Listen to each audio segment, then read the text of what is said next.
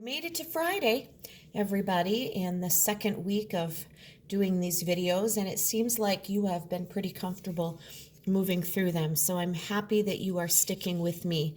I have in front of me your lesson 26 reading test, and I am going to go through the answers today. There were only 4 sections, and hopefully you felt comfortable as you tried this on your own.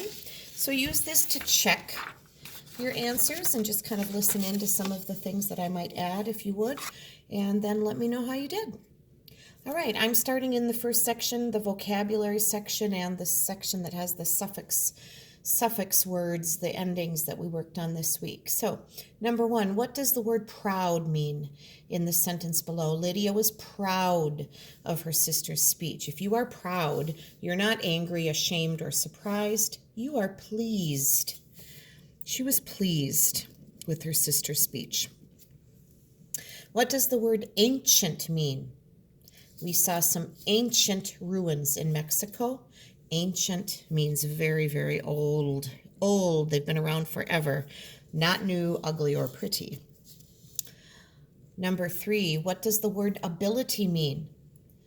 The teacher had the ability to make learning fun. That means she could, right? She did, or he did. So that means the teacher had the talent. If you have the ability, that's like saying you have the talent. That would be the best choice there.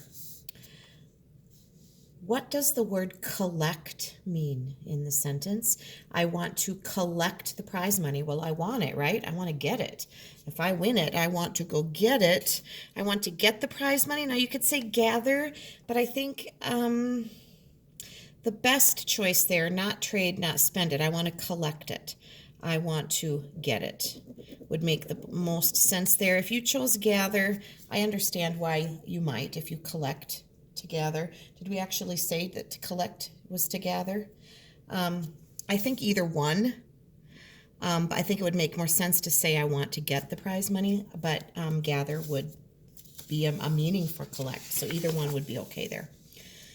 What does the word announced mean in the sentence below? The man announced the winner on the radio. If you announce it, you're telling people. You told many people. Which word best completes the sentence? The earthquake caused great. And now these are all forms of the same word. Destruct, destructor, destructed, destruction. The earthquake caused great destruction. And just remembering that we're working with those ending suffixes, the shuns and the juns, hopefully helped you make that choice. Which word best completes the sentence below? Sue loved the illustrations in the book. That's what you would find in the book, done by an illustrator who illustrated. But the correct form to use in that sentence is illustrations. All right, moving on to number 8. Which word best completes the sentence below? When the fire bell rings, the firefighters leap into action. Which word best completes the sentence below? I am sorry that I had a bad reaction to your news.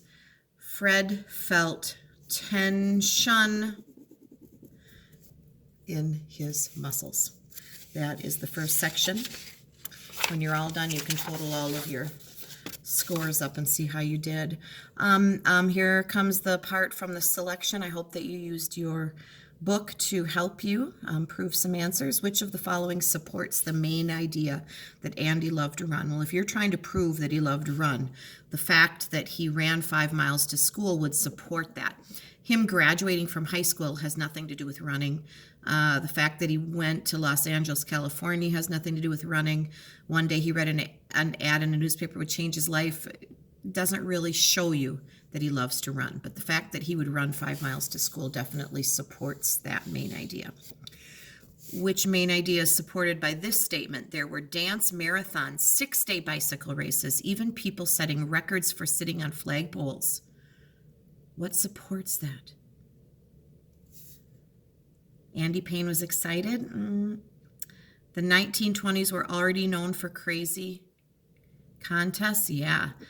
This is a detail, would be something you could include in a paragraph that would begin with the 1920s were already known for crazy contests, and you could go on to give examples of those. That would be a detail. This is your main idea. What the winner would receive doesn't really support or isn't really a main idea. The prize money would help his parents pay for the farm. No, these two go hand in hand for sure. Main ideas and details need to go together in a paragraph. Who were the runners competing against Andy? We talked about this yesterday on my video for sure. Many different types of people from many different countries. It wasn't just people from the US. It wasn't just people from Finland and Switzerland. It wasn't mostly 16-year-olds and 63-year-olds. It was everyone from that age up to that age and people all over the world. So we would go with the third one as the best answer. And that's why it's so important to read every answer before you choose and then pick the best one. Why was the race harder after the first day? Well, remember, after the first day, the climbs got steep and the sun was hot. We talked about that yesterday too. If you tuned in, I hope you did. Number 5, how did C.C. Pyle make it harder for the runners? Well, he just didn't keep his promises. How did he make it harder? He gave them big meals at the start. Well, that didn't make it harder. That was true. He kept changing the rules of the race. I don't think he changed the rules necessarily, but he did serve them poor stews and they had to sleep in barns. That made it very hard for them. They weren't getting good food to eat and they weren't being provided with a place to sleep. He made them run through snow and mud in northern Texas. I don't think that was something that he did, and I don't even know that that happened, but this would be the one that he had control over. Why was the race called the Bunion Derby? Because Andy had bunions? Because Andy did not have bunions? Because many of the runners had bunions? Because the runners were called bunioneers? Well, many of the runners had bunions. That's why it became called the Bunion Derby, or became known as. Andy himself didn't have bunions. The selection did say that, but many of the runners did. And so the swelling in the toes, I think, was the meaning of the word bunion. I'm sure it was painful to keep running on very, very sore feet. Where did the race end? That was definitely New York City. That was a right there answer. How many runners managed to finish the race? We talked about this on the video yesterday too. Only 55. They started out with 200. About halfway through, or in March, they were down to 100. And 55 actually finished.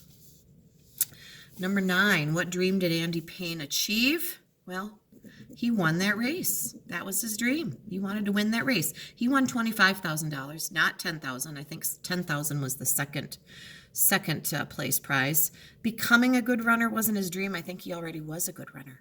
And that just happened through years of running. And I don't think taking a train back home to Oklahoma was his dream. So always think very carefully about what the question is asking you. What is this selection mostly about? Andy Payne's family farm. Well, it mentioned it. He wanted to give his family money for it. Why people drop out of races? Was that why the author wrote this? A young man who fulfilled his dream? Well, I like that one so far.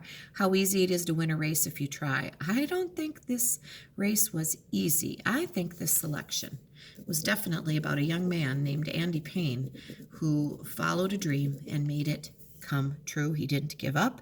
He ran and ran and ran and ran, even in tough conditions. Life is not always easy, but sometimes some of those biggest dreams that that come true are dreams that we have to work very hard for.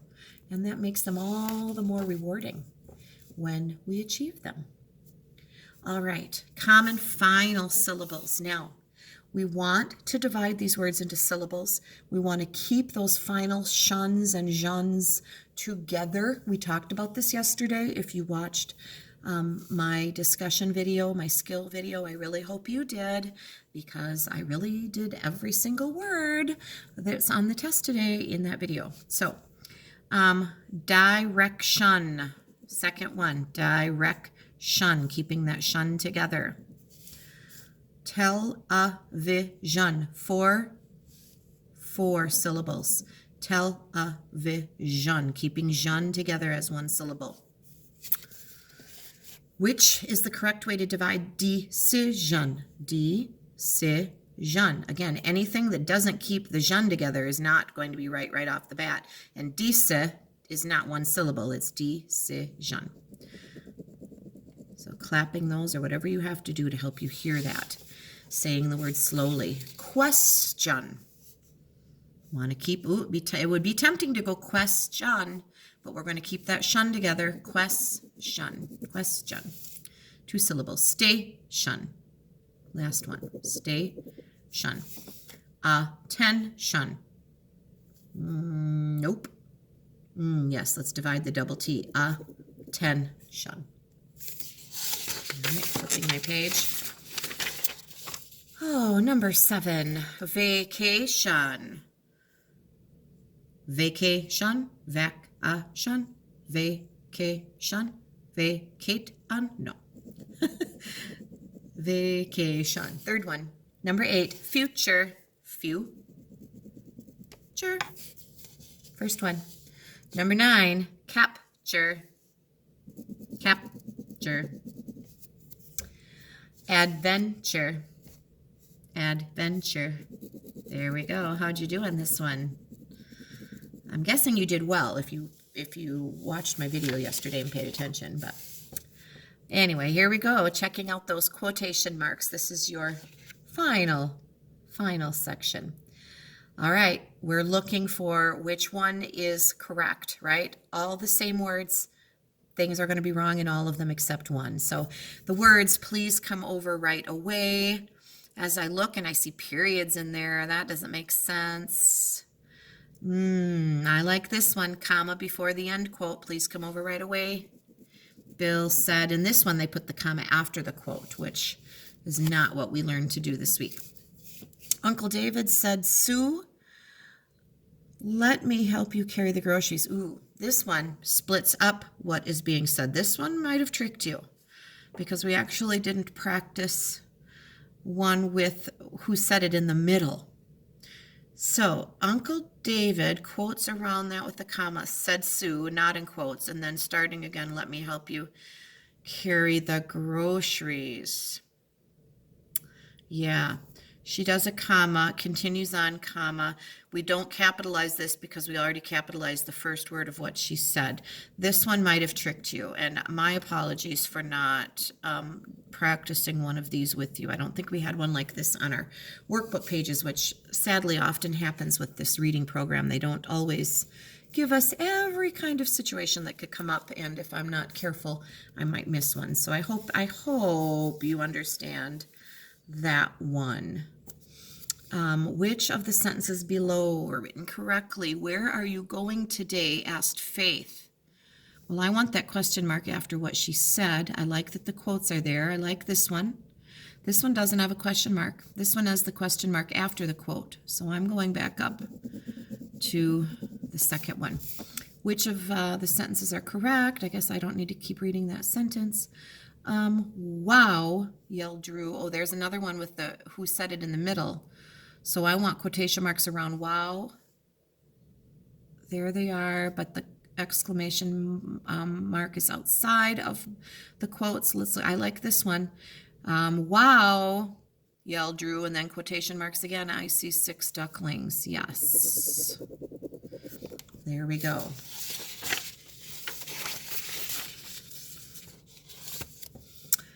Ginny begged, can I please go to the park? I'm going for this one.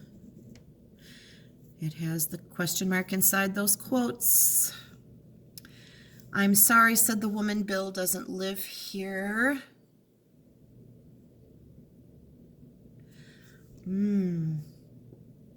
This one doesn't have end quotes.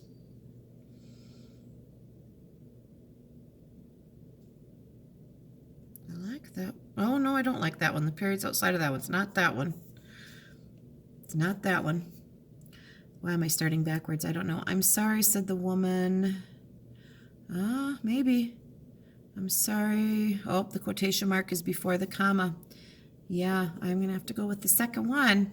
You know, you have to really look at these very carefully. The details are pretty tricky. Val cried, I have lost my favorite toy. She cried, but I like this one. I wouldn't have put a period there. Missing the quote there. And the period's outside the quote there. So let's go back up. Did I like the first one? I did. There we go. Number 8. That's funny, Dad laughed. Thanks for sharing your joke. I don't like that the comma's after the quote. That one doesn't have any punctuation after that first part of the quote. That's missing the quotation. So that leaves us with this one. I hope this one's a good one. That's funny, quote, Dad laughed. And next sentence, thanks for sharing your joke. Yeah, that is going to be the way it needs to be. All right, and last two. Do you know when the train will be here? Asked Lacey. Well, there should be a question mark, and I don't see it there. I see it there. Oh, I see a question mark, but after the quote, no question mark there. So here we go back up. Those little details. The answer is in the little details. Evan read, pour 2 cups of flour into a large bowl. I like this one, comma, quote, capital. I don't like the period there. I don't like the fact that we didn't capitalize that, and there's no comma there. So you kind of have to go through and find the mistakes to eliminate until you find the one that looks pretty good. So there are those answers. I think I'm going to go back and make you a little video clip to watch before you take this test tomorrow, so with some sentences that have who said it in the middle, because we should practice that. So I hope you did well. Let me know how you did. Thanks for tuning in.